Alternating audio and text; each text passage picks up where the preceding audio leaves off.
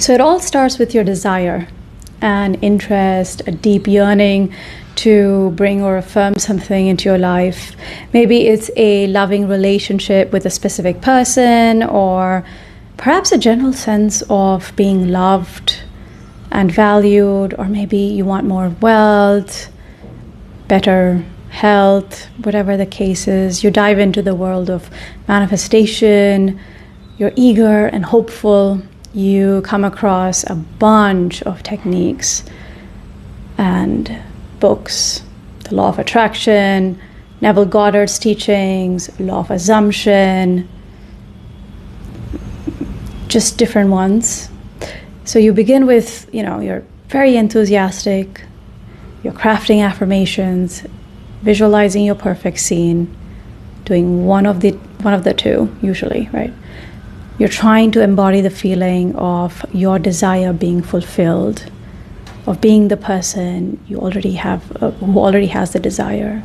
However, as time progresses, despite seeing some minor successes, that big desire, often a specific person or a monumental personal goal, like more wealth, it remains just out of reach.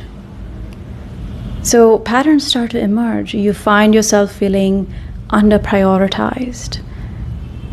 You feel like an afterthought, perhaps even exploited or overlooked.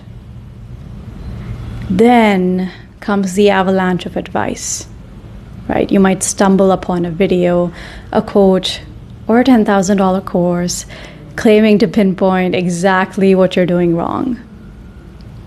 So, they say, you're not affirming enough. You lack commitment.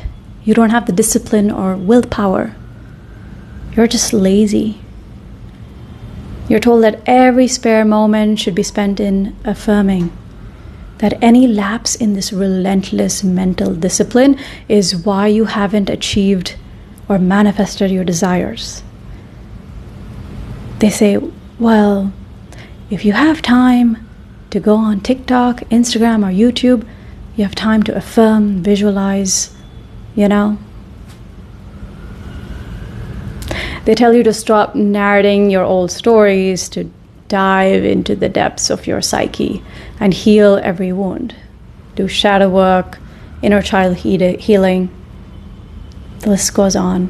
Again, those are not wrong, but this is a different path. This path that I just narrated, it becomes all-consuming, usually.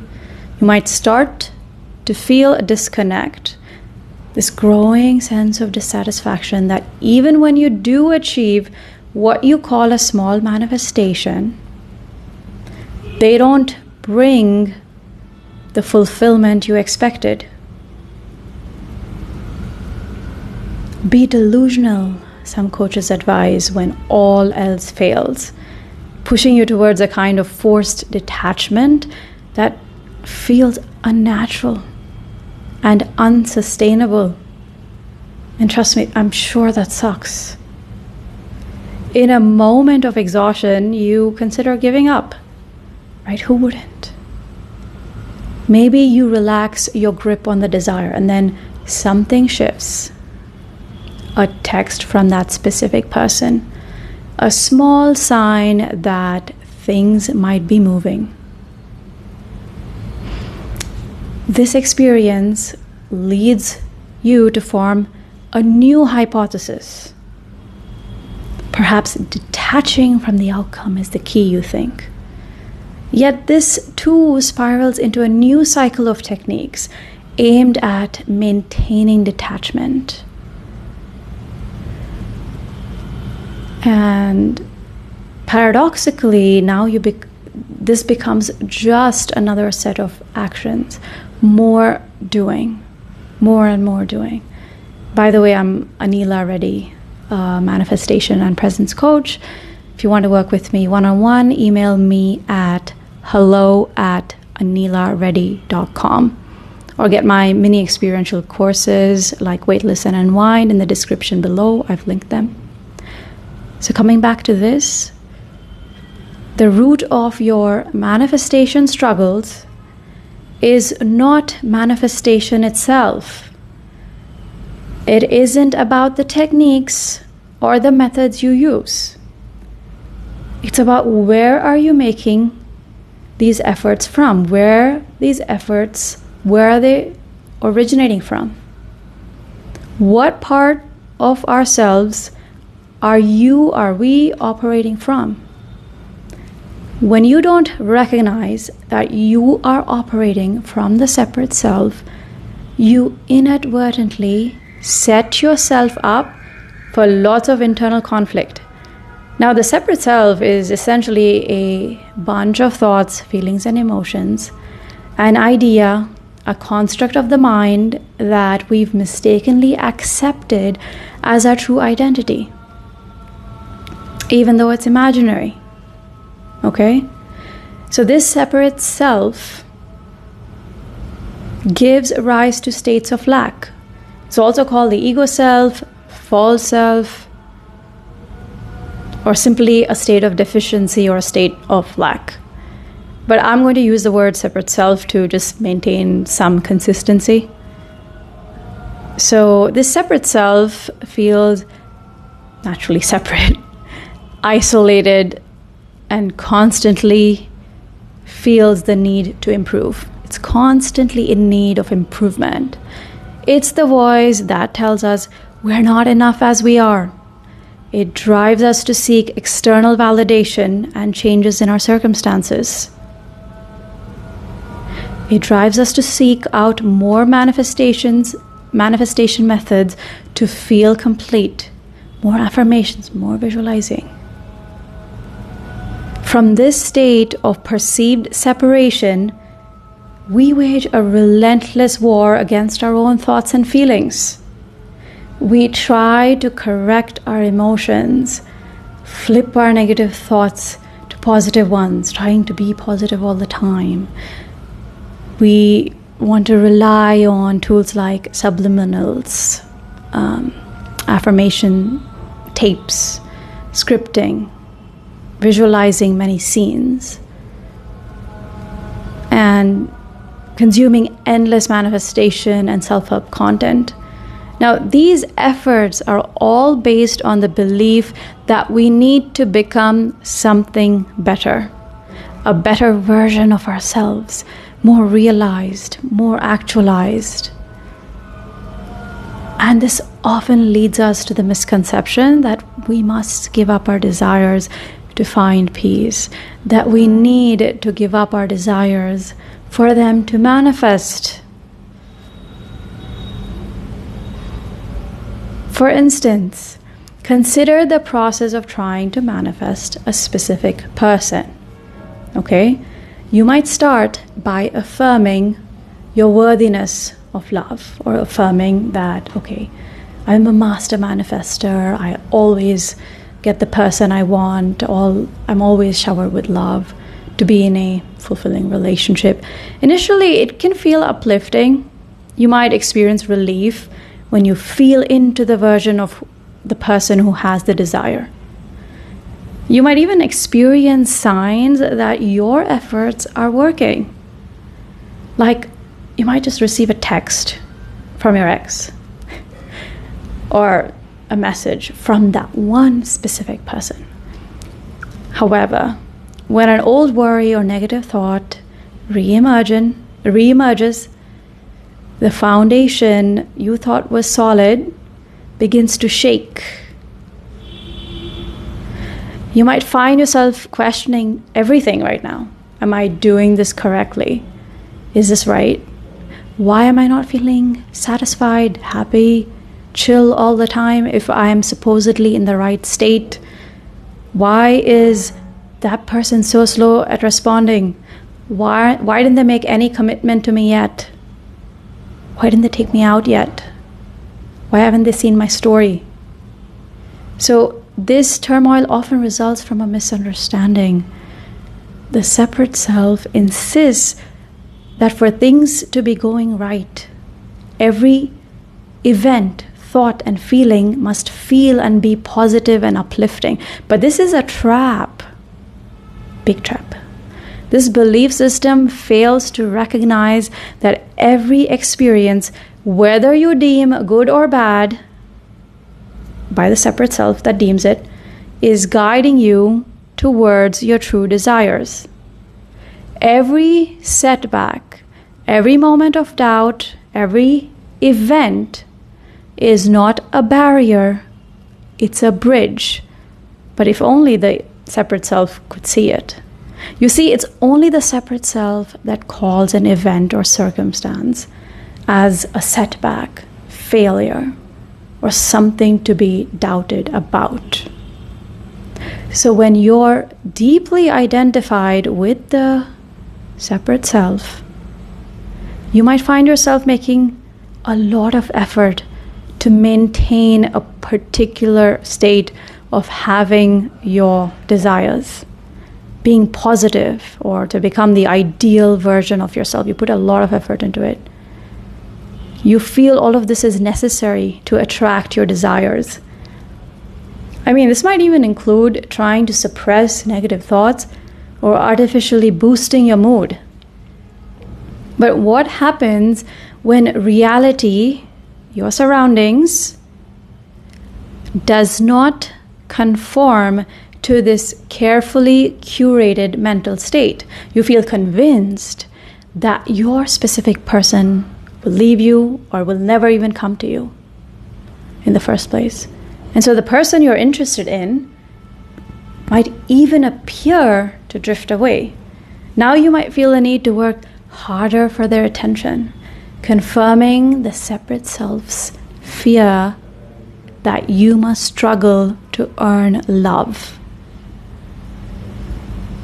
And that can be really tough. So this cycle of striving and disappointment persists because the fundamental issue goes unaddressed. The mistaken identity as a separate, needy self.